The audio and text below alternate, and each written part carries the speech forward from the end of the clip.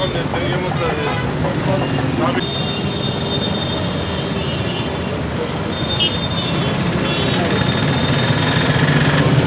తడికలు పెట్టేసి తడికలు కట్టి మొత్తం కట్టేస్తారు. గుడి కొట్టాలి, అది కొట్టాలి, ఇది కొట్టాలంటే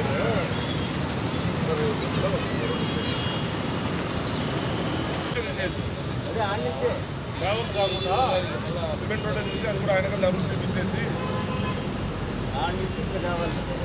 సూపర్.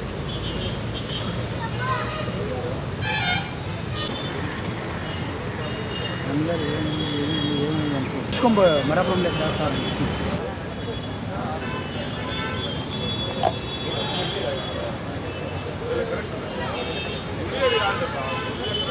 గుడి కాదు,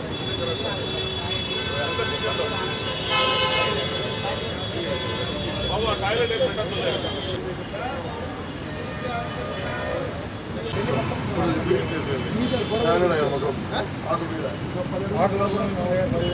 ఎందుకు స్వామి పక్కన ఉందండి? ఎందుకంటే భవిష్యత్తు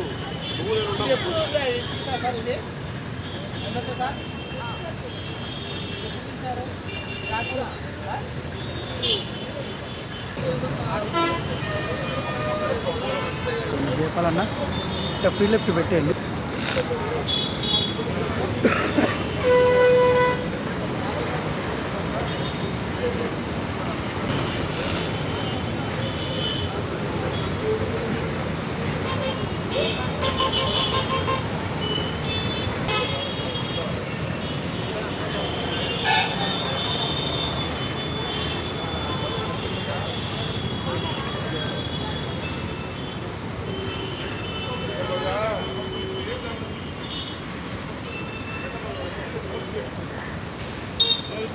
టెంకాయ కొట్టింది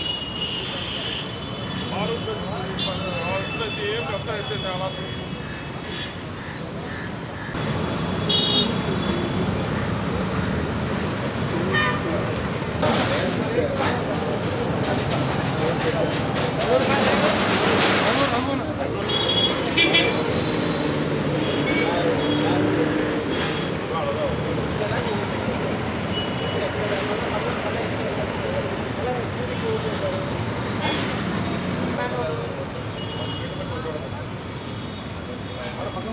అదేనా మ్యానువల్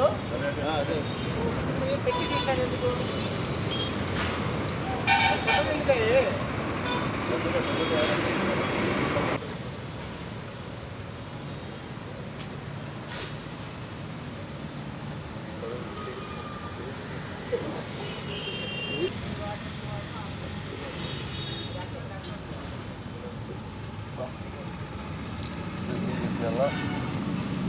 పోతుంది.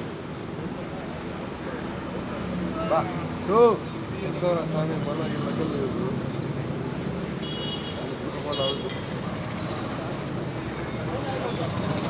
పేపర్ మార్నింగ్ ఇంట్లో అప్పటి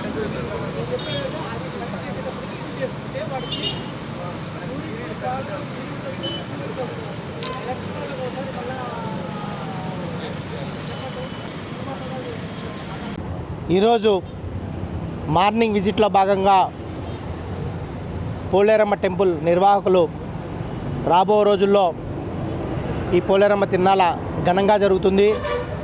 గతంలో అక్కడ చిన్న చిన్న ఇన్సిడెంట్స్ జరిగినాయి. అటువంటివి ఏమీ జరగకుండా ముందస్తు చర్యలుగా ఏవైతే అక్కడ ఎంక్రోచ్మెంట్స్ ఉన్నాయో వాటన్నిటిని కూడా పరిశీలించడం జరిగింది.